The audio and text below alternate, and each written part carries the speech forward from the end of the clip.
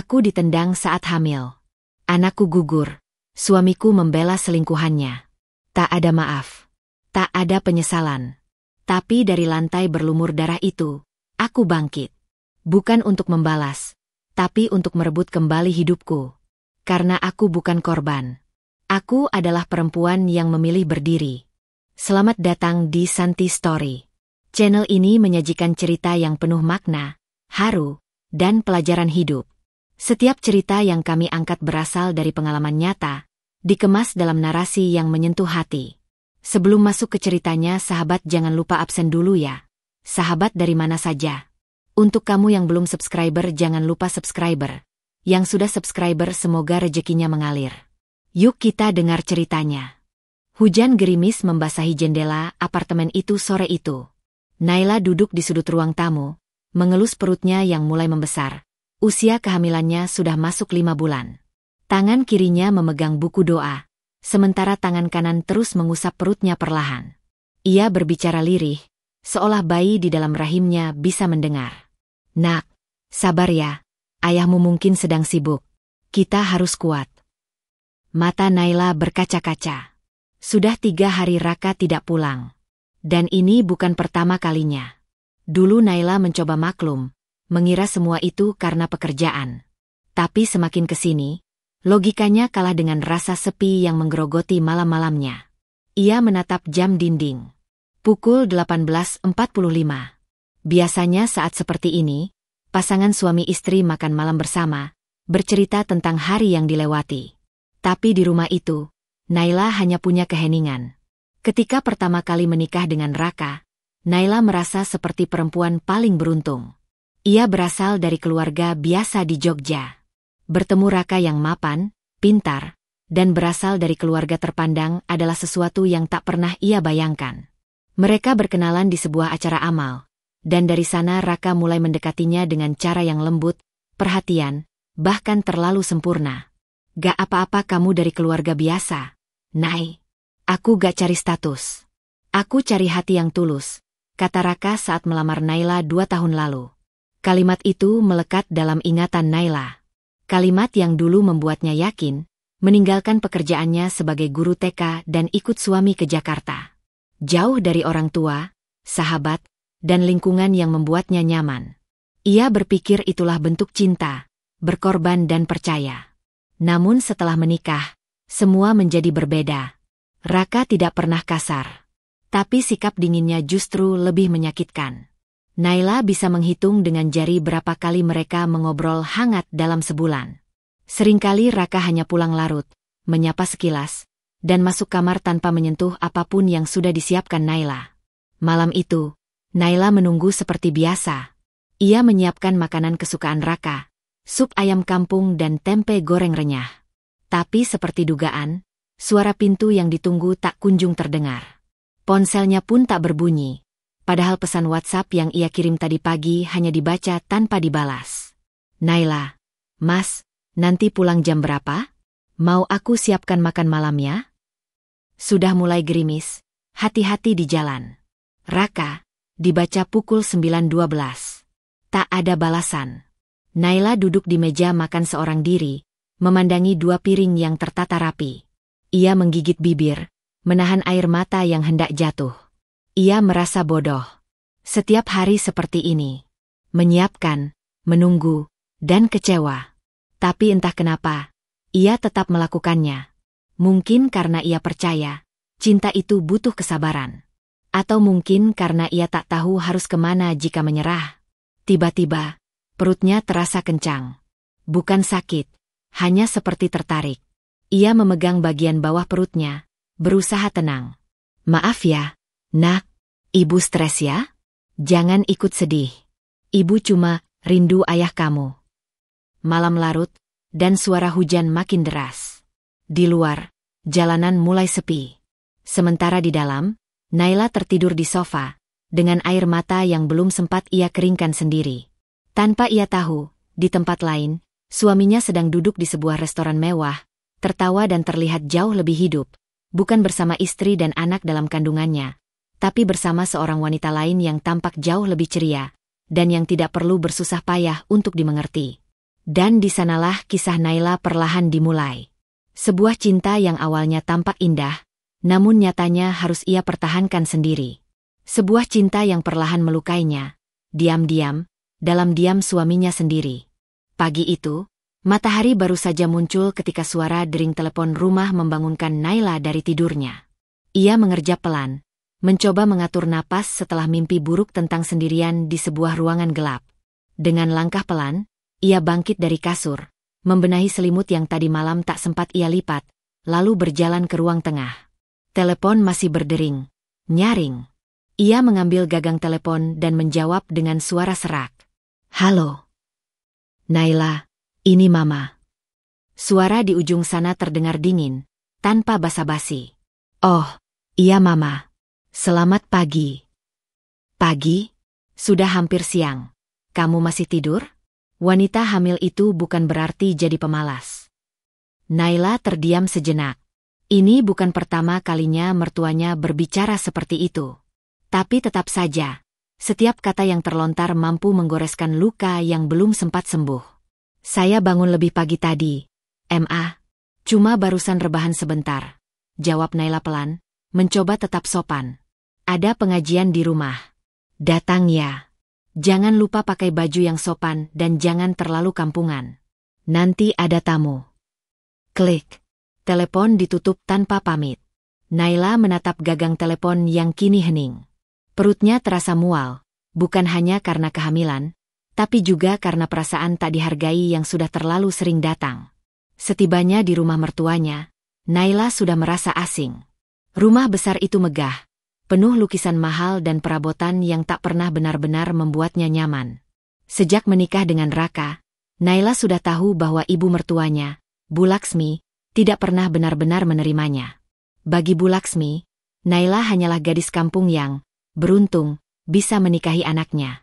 Ia pernah secara terang-terangan berkata pada keluarga besar saat acara makan malam, "Kalau saja Raka mau sedikit pilih-pilih, harusnya dia bisa dapat yang sepadan.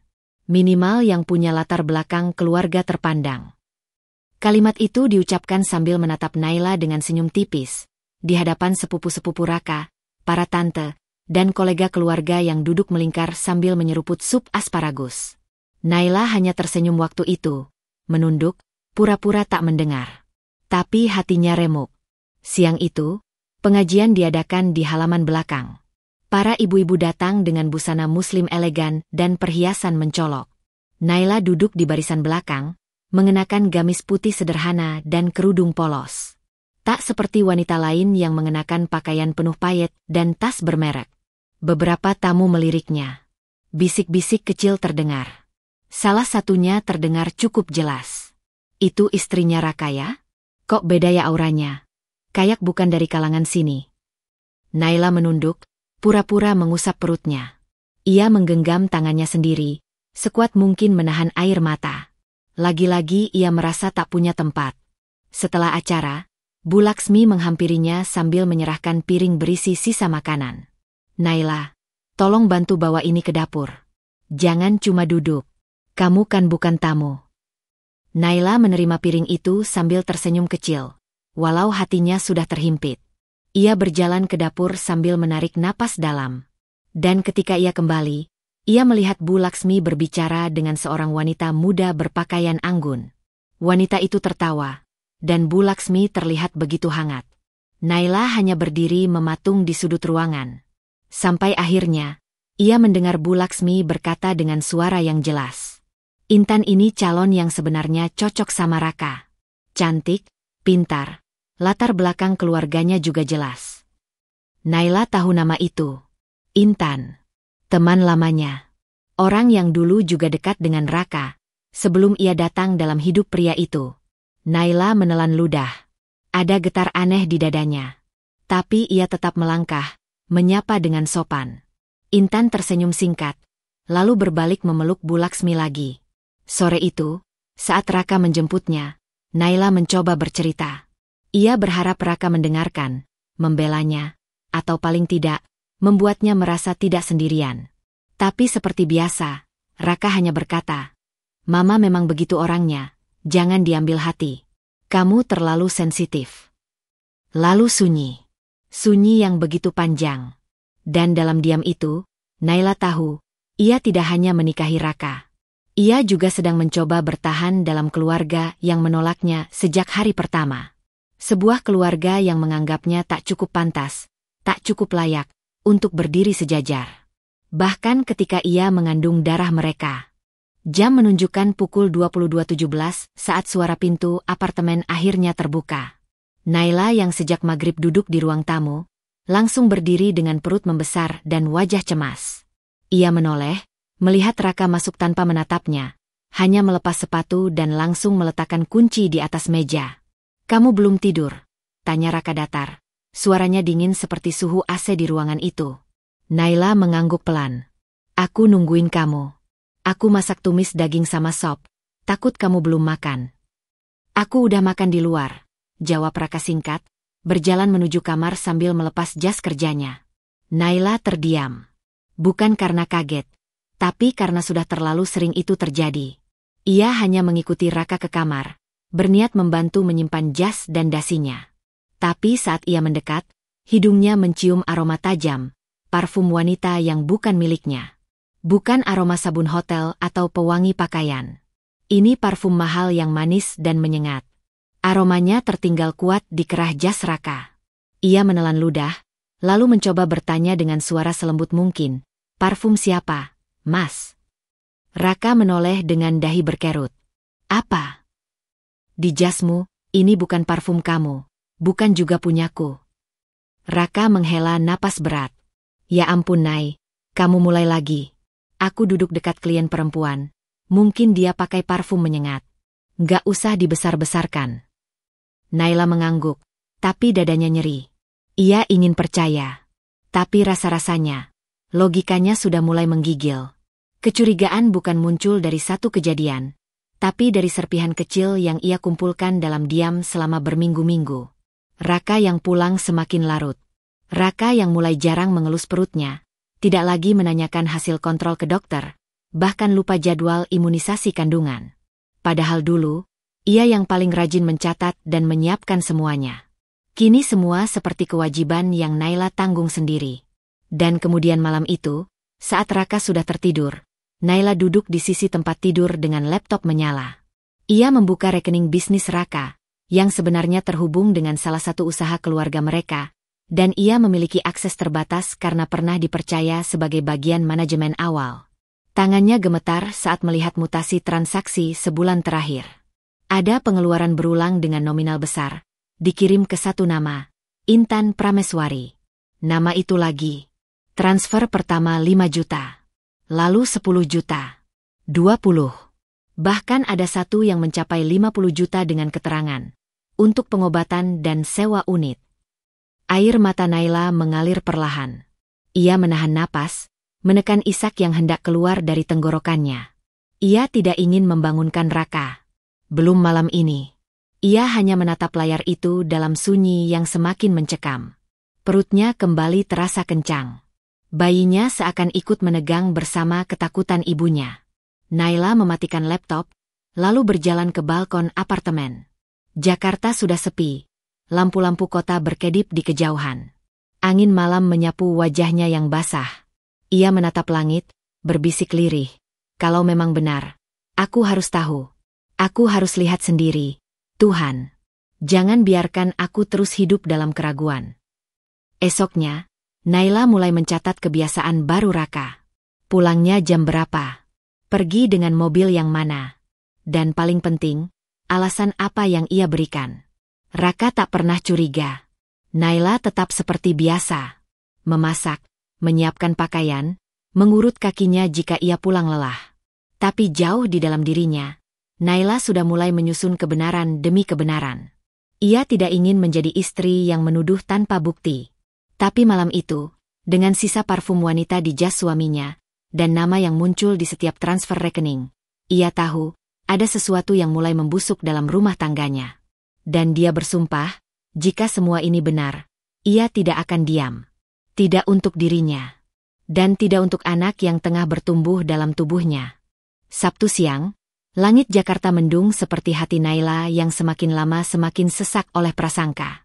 Sejak malam ia menemukan nama, Intan Prameswari, berkali-kali dalam mutasi rekening Raka, pikirannya tak pernah tenang.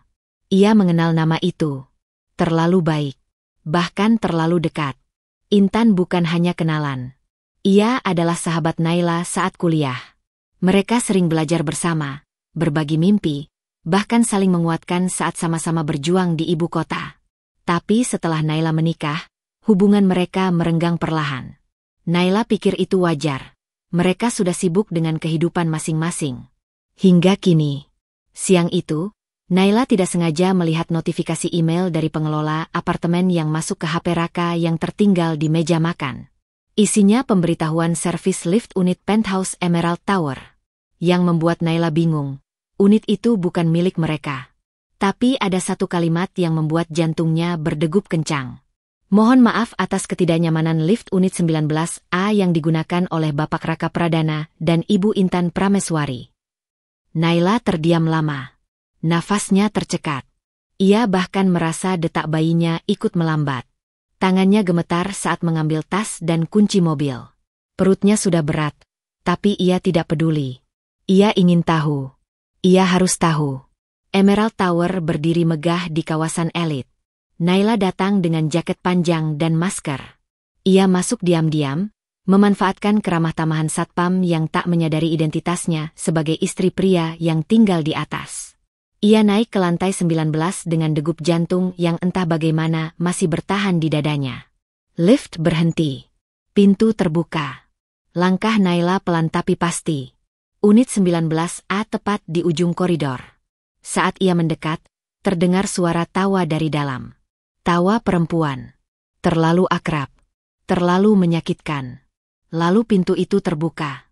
Bukan karena terbuka sendiri, tapi karena Intan keluar sambil tertawa kecil.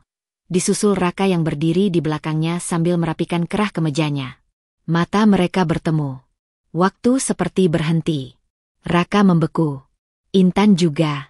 Tapi hanya Naila yang tubuhnya benar-benar berguncang. Seluruh dunia di sekelilingnya seakan runtuh tanpa ampun. Ia berdiri di depan dua orang yang tak asing. Dua orang yang paling ia percaya. Mas? Suaranya nyaris tak terdengar. Intan? Intan tampak gugup, lalu mencoba tersenyum. Senyum yang sama yang dulu sering mereka bagi dalam cerita, kini terasa seperti pisau. Naila, aku bisa jelaskan. Berapa lama? Tanya Naila lirih, menatap Raka. Raka membuka mulutnya, tapi tak ada suara keluar. Berapa lama, Mas? Ulangnya, kali ini lebih tegas, walau matanya sudah basah. Raka menunduk. Beberapa bulan.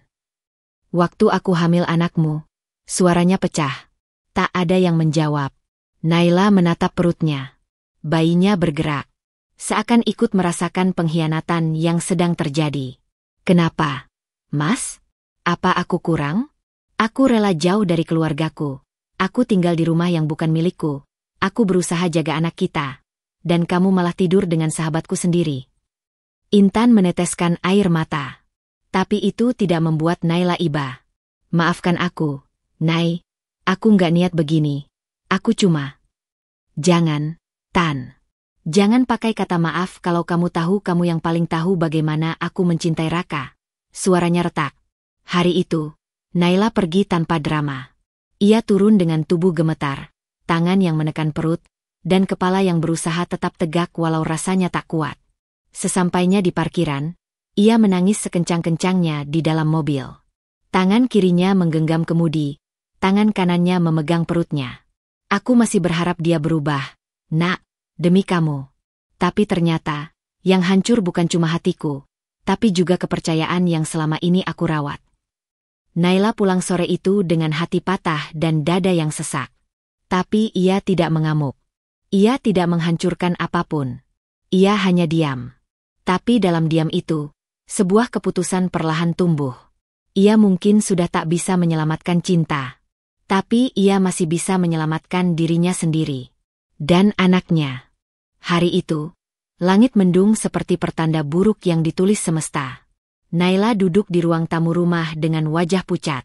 Sejak pulang dari Emerald Tower 3 hari lalu, pikirannya kacau. Ia belum bisa tidur dengan tenang. Setiap kali memejamkan mata, bayangan Raka dan Intan menyapa dengan luka yang tak bisa dijelaskan. Tapi hari ini ia memutuskan untuk bicara. Bukan untuk menangis. Bukan untuk meminta penjelasan. Tapi untuk memperjelas, ia tak mau lagi hidup dalam bayang-bayang ketidakpastian. Ia ingin tahu posisi dirinya. Istri atau hanya pelengkap status sosial Raka? Jam menunjukkan pukul 20.12 saat suara mobil Raka terdengar di garasi. Hatinya mulai berdegup tak karuan. Ia memegang perutnya, merasakan gerakan halus dari janin yang seperti ikut gelisah. Raka masuk ke rumah, membawa aroma wangi maskulin dan kelelahan yang dipaksakan. Ia melempar kunci ke meja dan berjalan menuju kamar, tanpa menoleh sedikit pun pada Naila yang duduk menunggu di sofa. "Mas," suara Naila pelan, tapi cukup untuk menghentikan langkah Raka. Raka menoleh, ekspresinya datar. "Kenapa? Kita perlu bicara." "Aku capek, Nay. Bisa besok?" "Enggak. Sekarang." Raka menghela napas kasar, lalu duduk dengan wajah kesal. "Apa lagi sekarang?" Naila menatapnya dalam-dalam. "Aku tahu semuanya. Kamu dan Intan. Aku lihat kalian di Emerald Tower. Aku juga lihat transaksi di rekening bisnis kamu. Aku tahu kamu sudah tidak anggap aku ada lagi. Tapi aku masih istri kamu. Dan aku hamil anak kamu, Mas." Raka menyipitkan mata. "Kamu buka-buka rekening aku. Karena aku punya hak. Karena kamu udah gak jujur sama aku. Aku cuma mau tahu satu hal. Kamu masih mau pertahankan rumah tangga ini atau tidak?" Tiba-tiba Raka berdiri dengan kasar, membuat meja kecil bergeser. "Kamu pikir aku bisa hidup tenang kalau tiap hari kamu curigain aku? Hah? Aku capek, Nay. Aku juga capek, Mas. Tapi aku gak tidur sama orang lain. Aku gak mengkhianati kamu. Aku gak ninggalin kamu sendiri pas kamu butuh." Raka melangkah mendekat, napasnya memburu. "Jangan jadi istri yang ngatur dan nyari-nyari masalah. Kamu hamil, bukan berarti kamu bisa seenaknya. Aku hamil anak kamu." Naila hampir berteriak. "Dan kamu malah tidur sama sahabatku sendiri." Raka menatapnya penuh amarah. Dan sebelum Naila sempat mundur, tangan Raka melayang. Tamparan keras mendarat di pipi Naila. Tubuhnya oleng. Namun belum sempat ia menstabilkan tubuhnya, sebuah tendangan keras menghantam perut bagian bawahnya. Naila jatuh. Seketika dunia menjadi gelap. Pandangannya buram. Perih.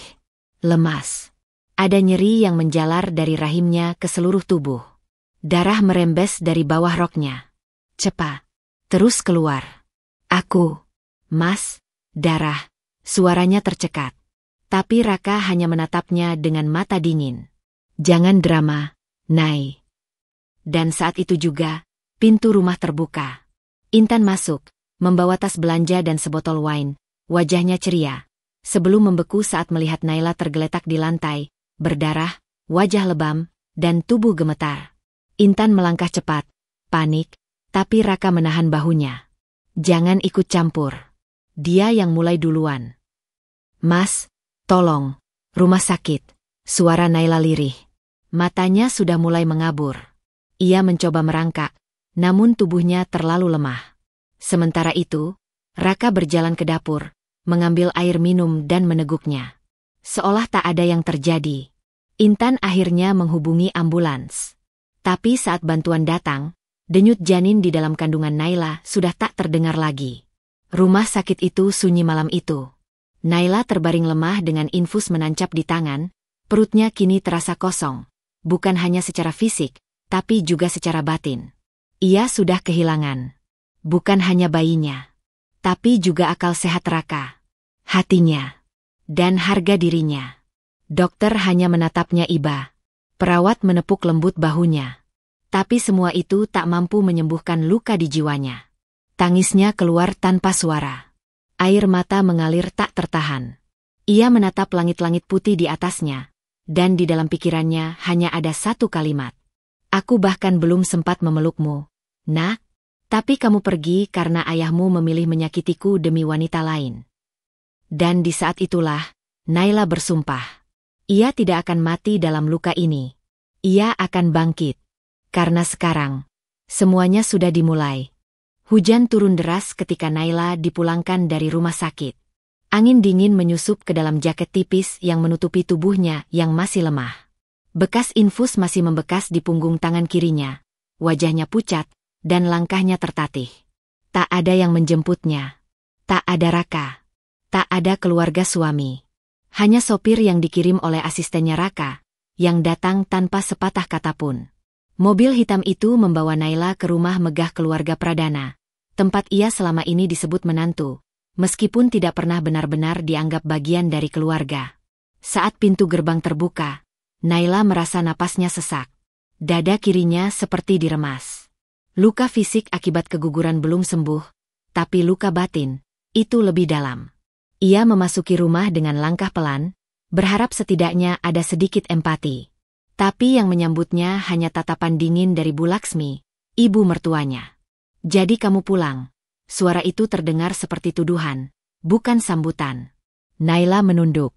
Saya hanya ingin ambil pakaian, Bu, dan beberapa dokumen. Bu Laksmi mendekat, matanya menatap tajam dari ujung kepala hingga kaki Naila. Kamu benar-benar bikin malu keluarga ini.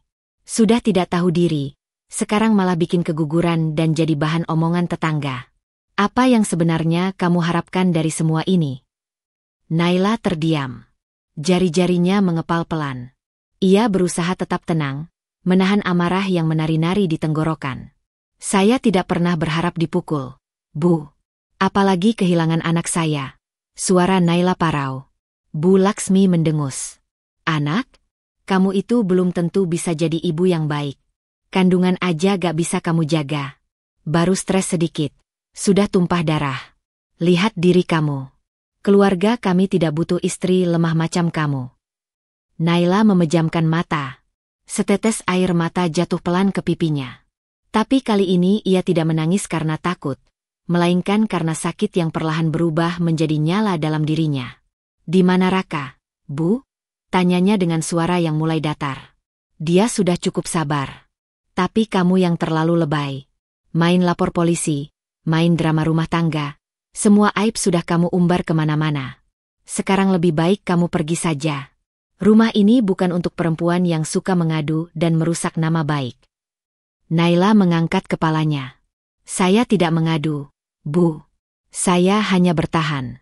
Dan selama ini, saya tidak pernah menceritakan apapun tentang keluarga ini kepada siapapun. Tapi jika memang harus begitu, saya akan pergi. Kamu boleh ambil barangmu. Tapi jangan harap sepeser pun harta dari rumah ini kamu bawa. Semuanya milik keluarga kami. Termasuk apartemen, kendaraan, dan kartu yang kamu pakai, kata Bu Laksmi sambil melempar tas tangan Naila ke lantai. Isinya tumpah. Dompet, lip balm, dan satu foto USG kecil bayi yang tak sempat lahir. Jatuh di lantai marmer dingin itu. Naila perlahan memungut foto itu. Tangannya gemetar. Ia menatap foto hitam putih itu dalam diam. Lalu berdiri. Terima kasih, Bu. Hari ini saya benar-benar mengerti. Saya tidak kehilangan rumah. Saya baru saja dibebaskan dari penjara yang selama ini saya kira tempat perlindungan. Ia memanggil ojek daring lewat ponsel pinjaman suster rumah sakit. Sambil menunggu, ia memasukkan beberapa potong baju dan berkas penting ke dalam tas ransel kecil. Tidak ada pelukan perpisahan. Tidak ada permintaan maaf. Satu-satunya suara yang terdengar saat ia keluar dari rumah itu hanyalah suara hujan yang memukul atap mobil, dan suara hatinya sendiri yang mengucapkan pelan. Cukup. Aku sudah cukup diinjak. Mulai hari ini, aku tidak akan diam lagi. Perjalanan ke rumah ibunya di Jogja seperti mimpi buruk yang tak kunjung selesai. Di dalam kereta, Naila duduk sendiri. Ia menempelkan kepalanya ke jendela, menatap pemandangan yang berlalu. Perutnya kosong. Hatinya sobek. Tapi di balik semua kehancuran itu, ada satu bara kecil yang mulai menyala. Sampai di depan rumah ibunya yang sederhana, Naila sempat ragu untuk mengetuk pintu. Tapi saat suara ibu memanggil dari dalam, Naila, ia tak tahan lagi. Ia berlari dan memeluk ibunya seperti anak kecil yang kehilangan dunia. Ibu, aku pulang. Aku gagal, Bu. Ibunya memeluknya erat. Tak ada penilaian. Tak ada pertanyaan. Hanya pelukan dan doa yang tak bersuara. Malam itu, Naila duduk di kamar lamanya. Dindingnya masih sama. Tirainya masih bergambar bunga-bunga seperti masa remaja. Tapi kini ia bukan lagi gadis lugu. Ia adalah perempuan yang baru kehilangan segalanya dan akan merebut semuanya kembali.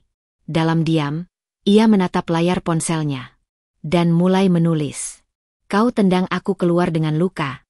Tapi akan kutulis semua luka ini jadi kekuatan. Kau pikir aku selesai? Tidak. Ini baru permulaan. Pagi itu, udara Jogja masih sejuk. Matahari baru naik setengah ketika Naila duduk di teras rumah ibunya, mengenakan cardigan tipis, secangkir teh melati mengepul di tangan. Wajahnya tampak tenang, tapi mata itu tak lagi sama. Bukan lagi mata perempuan yang dipukul oleh pengkhianatan, tapi mata seorang perempuan yang perlahan sedang menata ulang hidupnya. Sudah 2 minggu sejak ia kembali ke rumah ibunya. 2 minggu sejak ia kehilangan anak yang bahkan belum sempat ia peluk. 2 minggu sejak ia diusir, dicaci, dihempas begitu saja dari rumah yang dulu ia rawat bersama Raka. Dan dalam 2 minggu itu pula, Naila tak tinggal diam. Sebuah kenyataan besar menghantamnya saat ia membuka kembali dokumen-dokumen lama milik almarhum ayahnya. Seorang pengusaha kecil yang dulu sempat membantu Raka mengembangkan bisnis properti saat awal pernikahan mereka. Ia baru sadar, sebagian besar aset awal yang digunakan Raka untuk membangun PT Ravendra Karya Nusantara berasal dari dana peninggalan ayahnya, yang saat itu diberikan sebagai pinjaman tidak mengikat karena kepercayaan keluarga. Lebih dari itu, nama Naila juga tercantum sebagai pemilik sah dalam beberapa dokumen kepemilikan saham, serta sebagai nama yang digunakan dalam pembelian beberapa properti yang kini digunakan oleh Raka dan Intan. Tangan Naila gemetar saat membaca akta-akta itu. Selama ini ia tak pernah peduli. Ia percaya. Terlalu percaya. Tapi kini, kepercayaan itu telah dibalas dengan darah. Ia mengeluarkan ponsel. Menarik napas panjang. Lalu mengetik satu nama dalam kontak. Om Damar, pengacara ayah. Butuh beberapa detik sebelum ia menekan tombol hijau dan menempelkan ponsel ke telinga. Suaranya bergetar, tapi tekadnya bulat. Om, ini Naila. Hening sejenak. Lalu suara pria parubaya terdengar di ujung sana. Hangat, namun tegas. Naila? Ya Allah, nak. Akhirnya kamu hubungi Om juga. Om dengar kabar kamu. Om ikut prihatin. Naila menarik napas dalam. Om, aku butuh bantuan hukum. Kita harus mulai proses penarikan semua hak milik dan aset yang pernah atas namaku. Semuanya. Beberapa hari kemudian, Naila tiba di kantor hukum di Jakarta dengan mengenakan pakaian formal berwarna abu muda. Rambutnya dikuncir rapi, wajahnya tanpa banyak riasan, namun aura keteguhan terpancar jelas. Ia ditemani oleh tim hukum yang telah disiapkan oleh Om Damar, pengacara senior yang sudah seperti paman sendiri sejak ayah Naila wafat. Di ruang pertemuan yang luas dan elegan itu, Naila duduk di ujung meja panjang, membuka berkas demi berkas. Akta pendirian perusahaan, bukti transfer dana modal, surat kuasa atas nama properti yang digunakan Raka, hingga bukti korespondensi email tentang perjanjian bisnis mereka saat awal pernikahan. Semua jelas. Semua kuat. Bukan hanya tentang hak, tapi tentang fakta yang tak terbantahkan. Naila bukan hanya istri yang disia-siakan. Ia adalah pemilik sebagian fondasi dari kerajaan bisnis yang kini berdiri di atas namanya. Langkah pertama, kami akan ajukan permohonan blokir sementara atas aset-aset yang bernama Ibu Naila, ujar salah satu pengacara muda di ruangan itu. Kami juga akan kirimkan somasi ke PT Ravendra dan meminta perhitungan dividen yang belum dibayarkan dalam 2 tahun terakhir. Naila mengangguk tenang. Saya ingin semuanya dilakukan sesuai hukum. Tapi tegas. Jangan beri ruang negosiasi. Dia sudah terlalu jauh melangkah. Om Damar menatap Naila dengan bangga. Kamu anak ayahmu, Naila. Darah pengusaha itu masih mengalir dalam dirimu. Sekarang waktunya kamu berdiri. Bukan hanya sebagai perempuan yang pernah dihancurkan, tapi sebagai perempuan yang berhak mengambil kembali apa yang miliknya. Malamnya, Naila duduk di kamar hotelnya, menatap lampu kota Jakarta yang tak pernah tidur. Ia membuka jurnal yang sudah lama ia bawa sejak di rumah ibunya. Di sana, ia menulis. Hari ini aku mulai berdiri. Bukan untuk membuatmu hancur, Raka. Tapi untuk mengembalikan hak yang kamu rampas dalam senyap. Aku tidak butuh balas dendam. Aku hanya butuh keadilan. Untuk anakku. Untuk diriku sendiri. Dan untuk pertama kalinya, sejak lama, Naila tersenyum. Bukan karena segalanya telah baik-baik saja. Tapi karena akhirnya, ia kembali memiliki kendali atas hidupnya. Pagi itu, matahari belum sepenuhnya terbit saat suara ketukan keras menggema di gerbang rumah mewah di kawasan Alam Sutra. Intan terbangun dengan rambut berantakan, mengenakan piyama sutra mahal yang dulu diberikan Raka saat awal perselingkuhan mereka masih terasa manis dan sembunyi-sembunyi. Ia melongok keluar jendela kamar lantai 2, matanya menyipit melihat beberapa pria berpakaian formal berdiri di depan gerbang sambil memegang dokumen berstempel merah dan kamera dari pihak keamanan bank. "Mas," panggilnya panik ke arah kamar mandi. "Di luar ada orang. Banyak." Raka keluar dengan handuk melilit pinggang. Wajahnya masih berantakan dan ekspresi kesal karena dibangunkan. "Apa sih pagi-pagi?" Sebelum ia sempat bicara lebih jauh, suara bel dan ketukan semakin keras. Ponselnya bergetar bersamaan. Notifikasi dari bank masuk bertubi-tubi. Transaksi ditolak. Kartu tidak aktif. Saldo ditahan oleh lembaga hukum. Mobil atas nama PT Ravendra Karya Nusantara dalam proses penarikan. Wajah Raka memucat. Ia segera mengenakan celana, berlari turun membuka pintu, dan langsung berhadapan dengan petugas bank dan pengacara dari tim hukum Naila. Salah satunya menyerahkan surat resmi. "Selamat pagi, Pak Raka. Kami datang sesuai prosedur untuk menyita aset yang masih terdaftar atas nama Ibu Naila Putri Ayuning Tias, termasuk rumah ini, kendaraan yang diparkir di garasi, dan akses finansial perusahaan yang telah diblokir melalui keputusan pengadilan." "Apa?" Raka membentak, wajahnya tegang. "Ini rumah saya. Saya yang bayar semuanya. Naila nggak punya hak." Petugas hukum itu tetap tenang. "Kami punya salinan legalitas. Semua aset yang digunakan oleh perusahaan saudara sejak 5 tahun terakhir, termasuk rumah ini, dibangun dengan dana modal awal milik Ibu Naila. Semua terdaftar atas nama beliau, dan tidak ada bukti pemisahan kekayaan secara sah antara Anda dan beliau. Oleh karena itu, hak kepemilikan kembali pada beliau. Silakan mengosongkan rumah dalam waktu 7 hari. Intan yang sedari tadi berdiri di balik pintu hanya bisa memeluk tubuhnya sendiri.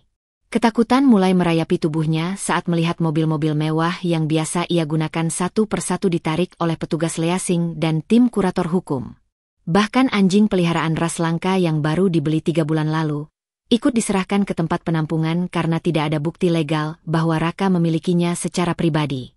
Sore harinya, Raka duduk di ruang tamu rumah kontrakan kecil yang kini ia sewa sementara.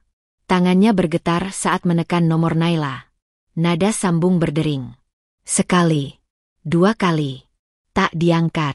Ia mencoba lagi, dan lagi.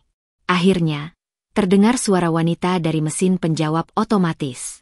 "Nomor yang Anda hubungi sedang tidak dapat menerima panggilan." Raka membanting ponselnya ke meja. "Dia nggak bisa lakuin ini ke aku. Semua ini karena aku. Kalau bukan aku, dia itu siapa dulunya?" teriaknya, napas memburu. Intan duduk di pojok ruangan, wajahnya tanpa riasan, matanya bengkak karena habis menangis seharian. "Mas, kita harus bicara baik-baik sama Naila. Minta maaf. Atau, kasih kompensasi." Raka menatap Intan penuh amarah. "Kompensasi? Kamu pikir dia mau uang? Dia mau lihat aku jatuh. Ini semua balas dendamnya." Intan tak menjawab. Ia tahu Naila bukan sedang bermain kotor. Ia hanya sedang menagih keadilan. Yang sebenarnya. Di tempat berbeda, Naila duduk di ruang kerja kecil yang baru ia sewa di sebuah kantor konsultan hukum. Di depannya, pengacara muda yang ia tunjuk tengah memaparkan progres pemblokiran aset berikutnya. Proses pembekuan saham di PT Ravendra sudah hampir selesai. Dividen 2 tahun yang belum dibayarkan akan kami tarik paksa sesuai putusan sementara. Kendaraan operasional dan kantor pusat akan diambil alih dalam waktu dekat. Naila mengangguk tenang. Matanya menatap lurus ke layar laptop. Jangan beri ruang negosiasi. Semua yang pernah dia bangun di atas pengkhianatan itu, harus dia lunasi. Tidak dengan darahku, tapi dengan hakku. Ia membuka email terakhir dari rekening bisnis. Satu pesan masuk dari Raka. Subjek, maafkan aku, tolong jawab. Naila hanya tersenyum tipis. Lalu, ia tekan tombol delete. Dan di catatan harian yang ia tulis setiap malam, Naila menulis. Dulu aku dibuang tanpa apa-apa. Hari ini, aku cabut satu persatu kenyamanan yang mereka nikmati di atas lukaku. Bukan karena aku jahat, tapi karena aku sadar, tidak akan ada keadilan kalau aku tetap diam. Langit mendung ketika Naila membuka email dari salah satu staf audit internal yang masih setia padanya sejak awal ia mendirikan fondasi PT Ravendra.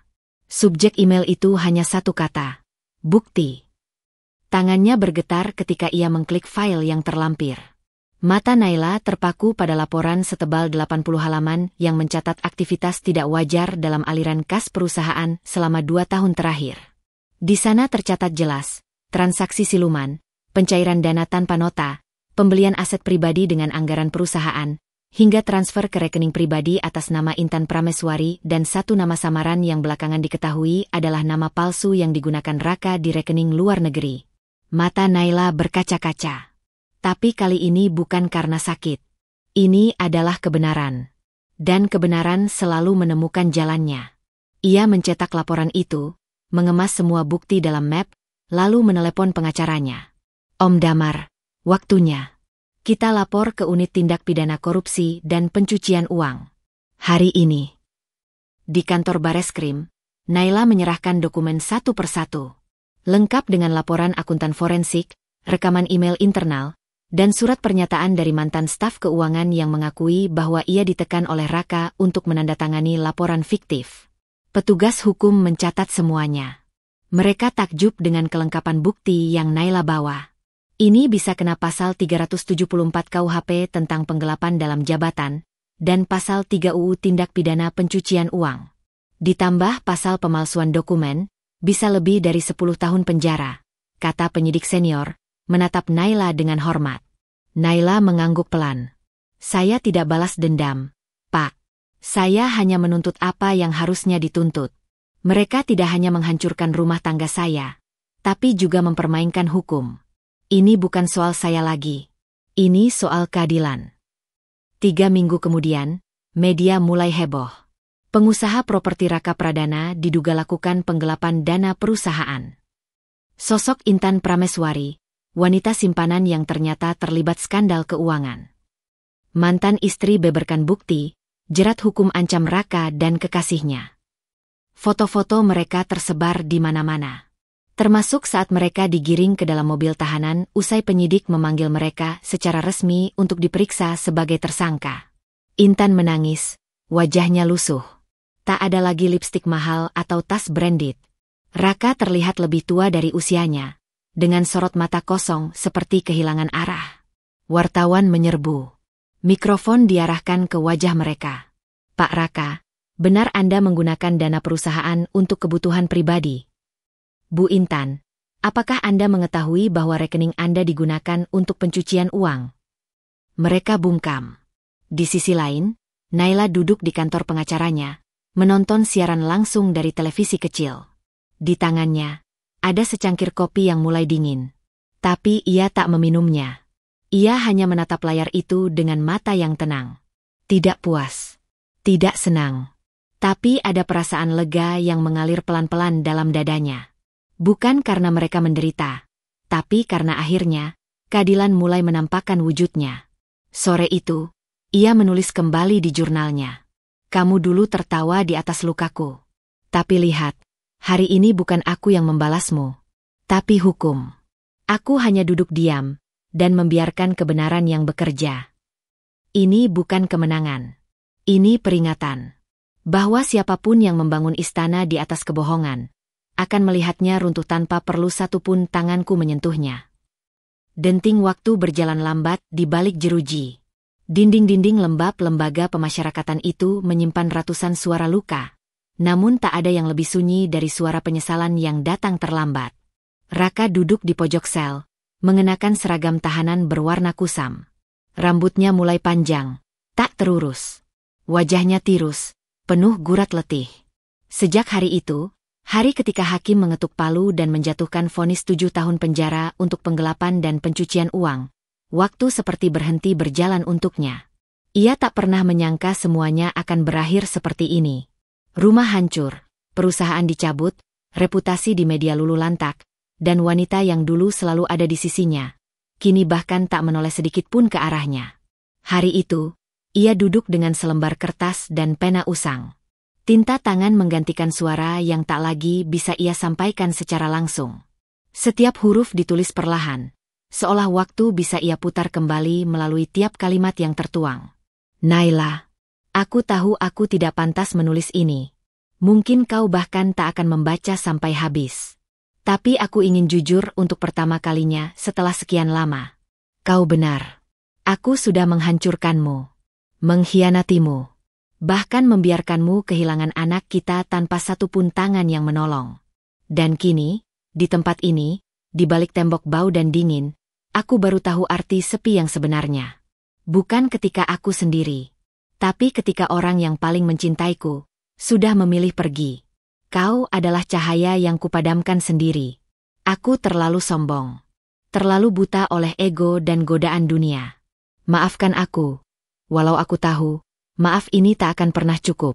Surat itu ia lipat rapi, diselipkan dalam amplop coklat, diserahkan kepada petugas, dengan satu pesan. Kalau dia mau membacanya, tolong pastikan dia tahu aku tak berharap apapun. Hanya ingin dia tahu, aku akhirnya sadar. Di sisi lain, Jakarta berlari seperti biasa. Gedung-gedung tetap berdiri angkuh, lampu-lampu jalan menyala tanpa tahu siapa yang sedang bahagia dan siapa yang sedang menanggung luka. Naila duduk di kantor barunya, sebuah ruang kerja sederhana namun hangat.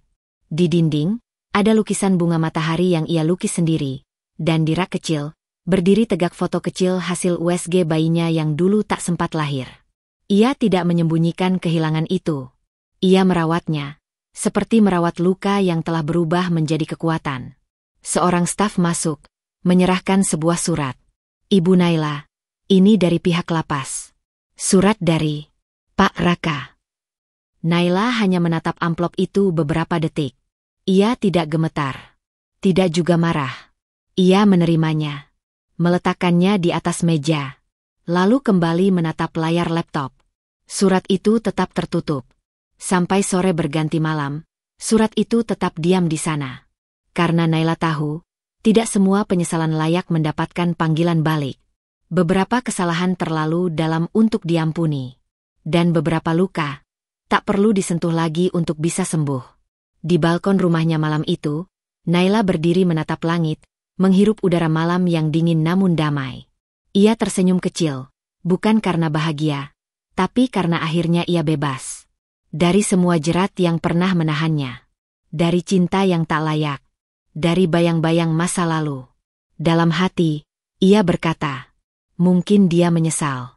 Tapi aku tidak akan kembali. Karena ada hal-hal yang, sekali dihancurkan, tak bisa diperbaiki. Dan aku tak lagi hidup untuk melihat ke belakang. Udara pagi di Jogja terasa lebih hangat daripada biasanya. Di sebuah bangunan sederhana bercat putih dengan taman mungil penuh bunga kenanga dan melati, terlihat papan nama kecil bertuliskan, Rumah Pelita Ruang Aman Perempuan. Bangunan itu adalah tempat baru Naila menanam hidupnya. Bukan sebagai istri, bukan sebagai korban, melainkan sebagai penyintas yang kini menjadi pelita bagi perempuan lain yang pernah merasa gelapnya dunia begitu pekat. Rumah Pelita lahir dari luka, tapi dibangun dengan cinta. Cinta yang tumbuh perlahan, seiring proses penyembuhan Naila sendiri. Ia tahu bagaimana rasanya tak punya suara. Bagaimana rasanya dicaci, dipukul, dihakimi, bahkan saat tak tahu salahnya di mana. Maka tempat itu menjadi rumah baru bagi para perempuan yang ingin belajar bangkit. Dengan ruang konseling gratis, pelatihan keterampilan, hingga forum berbagi yang penuh empati. Suatu siang, Naila duduk di ruang kelas kecil di Rumah Pelita, menghadap 7 perempuan dari berbagai latar belakang. Di antara mereka ada yang masih menangis, ada yang sudah mulai tertawa, dan ada pula yang diam, tapi matanya menyimpan semangat yang belum mati. Dulu aku pernah diseret keluar rumah dengan luka, tanpa membawa apapun. Tapi ternyata, Tuhan tidak mencabut semuanya dariku. Dia masih meninggalkan satu hal, keberanian untuk mulai lagi, ucap Naila pelan namun pasti. Seisi ruangan hening. Lalu satu persatu mata berkaca-kaca. Salah satu perempuan muda, Wati, memeluk erat bayinya yang masih menyusu. Mbak Naila, terima kasih. Saya pikir saya udah selesai. Tapi ternyata belum. Saya masih bisa hidup. Naila tersenyum, menggenggam tangan Wati. Kamu tidak sendiri. Kita semua pernah merasa hancur. Tapi yang penting bukan siapa yang jatuh paling keras, tapi siapa yang mau berdiri lagi. Sore harinya, di sudut rumahnya yang tenang, Naila duduk di depan laptop. Halaman demi halaman mulai tersusun. Naskah buku yang telah lama ia rencanakan. Bukan sekadar curahan hati, tapi catatan perjalanan seorang perempuan dari keterpurukan menuju kemerdekaan. Ia menulis tanpa dendam, tanpa kemarahan. Hanya dengan kejujuran yang utuh. Aku tidak sedang membuka luka lama. Aku sedang membuka jalan bagi mereka yang belum tahu arah pulang. Buku itu diberi judul, Selamat Tinggal, Luka. Dalam beberapa bulan, penerbit besar menyambut naskah itu dengan antusias. Buku Naila mulai dikenal. Ia diundang ke beberapa acara talk show, seminar, dan diskusi publik. Di salah satu wawancara televisi nasional, pembawa acara bertanya dengan nada hangat. Ibu Naila, apa yang paling ibu pelajari dari semua ini? Naila diam sejenak, lalu tersenyum, dan menjawab lantang. Aku bukan korban. Aku penyintas. Aku bukan hancur. Aku bangkit. Karena hidup bukan soal siapa yang menyakiti kita, tapi siapa yang berani menyembuhkan dirinya sendiri. Penonton di studio bertepuk tangan. Tapi bagi Naila, yang lebih penting dari itu adalah ketika satu pesan masuk ke DM Instagramnya malam itu. Mbak, saya hampir bunuh diri minggu lalu. Tapi setelah baca tulisan Mbak Naila, saya berpikir, kalau Naila bisa bangkit, mungkin saya juga bisa. Naila menatap layar itu cukup lama, sebelum membalas. Bukan mungkin. Kamu pasti bisa. Dan kamu tidak sendiri. Di malam yang sunyi, saat lilin aromaterapi menyala di pojok kamarnya, Naila kembali membuka jurnal lamanya. Jurnal yang dulu dipenuhi tangisan dan kemarahan. Kini ia menulis lembar baru dengan tangan yang jauh lebih kuat. Aku pernah dihancurkan oleh orang yang kucintai. Tapi aku tidak tinggal dalam reruntuhan itu. Aku membangunnya kembali. Untukku. Untuk anakku. Untuk semua perempuan yang sedang mencari jalan keluar. Ini bukan akhir. Ini adalah awal dari hidup yang sebenarnya. Ruangan itu dipenuhi cahaya hangat dan wajah-wajah penuh harap. Kursi-kursi tertata rapi, dipenuhi perempuan dari berbagai usia, remaja, ibu muda, bahkan wanita lansia yang datang jauh-jauh hanya untuk mendengar satu suara. Suara seorang perempuan yang dulunya pernah dihancurkan, tapi kini berdiri tegak sebagai bukti bahwa luka tak selalu jadi akhir. Naila berdiri di panggung kecil, mengenakan gaun sederhana berwarna krem. Tak ada kemewahan yang mencolok, tapi ketegasan dan ketenangan dalam sorot matanya memancarkan wibawa yang lebih kuat dari sekadar status atau jabatan. Ia memegang mikrofon dengan tangan yang dulu pernah gemetar karena trauma. Tapi hari ini, suaranya mantap. Aku pernah mencintai seseorang lebih dari mencintai diriku sendiri, ucapnya, membuka dengan lirih. Dan saat cinta itu ditampar, ditendang, dihina, aku berpikir, mungkin aku memang tidak cukup layak. Tapi ternyata bukan itu yang salah. Yang salah adalah ketika aku membiarkan cinta membutakan logika, membungkam harga diri, dan memaksa diriku untuk tetap tinggal, meski hatiku sudah luka-luka. Beberapa perempuan di antara penonton menghapus air mata diam-diam. Aku kehilangan anakku. Bukan karena takdir semata, tapi karena keegosan orang yang seharusnya melindungiku. Aku berdarah di lantai rumah sendiri.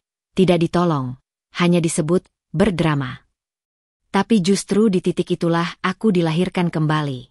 Bukan sebagai istri yang disingkirkan, tapi sebagai perempuan yang disadarkan bahwa tidak ada yang bisa menyelamatkanku, kecuali diriku sendiri. Tepuk tangan perlahan mulai terdengar. Tapi Naila belum selesai. Dulu aku kira diam adalah bentuk kesabaran. Aku salah. Diam, saat diinjak, bukan kesabaran. Itu pengkhianatan terhadap diri sendiri. Aku belajar berdiri. Belajar bicara. Dan ketika aku bicara, hukum mendengarkan. Keadilan datang, bukan karena aku ingin balas dendam, tapi karena aku tahu, hak itu tidak akan datang pada mereka yang hanya menangis di pojok gelap. Wajah-wajah di hadapannya kini benar-benar larut. Tak sedikit yang mulai mencatat, tak sedikit pula yang menatapnya dengan penuh kekaguman dan keberanian baru. Aku tidak menyesal atas semua yang terjadi, lanjut Naila, karena setiap luka membentukku jadi seperti hari ini. Jika dulu aku tidak dijatuhkan, mungkin aku tidak akan pernah tahu betapa kuatnya aku bisa berdiri. Ia menutup sesaat, mengambil napas panjang, lalu mengucap, dan jika aku boleh menyampaikan 3 hal pada kalian hari ini. Ia menatap lurus ke arah penonton. Pertama, jangan pernah biarkan cinta membutakan logika. Cinta sejati tidak membuatmu kehilangan dirimu sendiri. Kedua, perempuan bukan makhluk lemah. Saat bangkit, ia bisa mengubah segalanya. Bahkan reruntuhan hidupnya pun bisa jadi fondasi untuk orang lain bertahan. Dan yang terakhir, keadilan bukan tentang membalas, tapi tentang menegakkan apa yang pantas ditegakkan. Karena kalau kita membiarkan kezaliman terus berdiri, kita sedang menyuburkan luka yang sama pada perempuan lainnya. Ruangan meledak dalam tepuk tangan. Tapi Naila tak menunduk. Ia tidak butuh pujian. Ia hanya ingin satu hal. Suara-suara perempuan lain ikut bangkit. Malamnya, ia duduk di beranda rumah kecil barunya. Di hadapannya, ada jurnal yang dulu penuh tangis. Kini, halaman terakhir ia isi dengan satu kalimat penuh makna. Terima kasih untuk semua luka, karena tanpanya aku tidak akan pernah mengenal kekuatan yang sesungguhnya bernama aku. Lalu ia menutup jurnal itu. Dan untuk pertama kalinya dalam hidupnya, Naila tidur bukan sebagai perempuan yang ingin dilindungi, tapi sebagai perempuan yang telah melindungi banyak hati lain dengan keberaniannya. Akhir bukan selalu tentang kehilangan. Kadang, akhir adalah pintu menuju hidup yang baru, yang lebih jujur, lebih utuh, lebih layak. Dan kisah Naila adalah bukti bahwa dari reruntuhan pun, seorang perempuan bisa membangun istana, bukan untuk pamer, tapi untuk menyelamatkan yang lain dari kehancuran yang sama.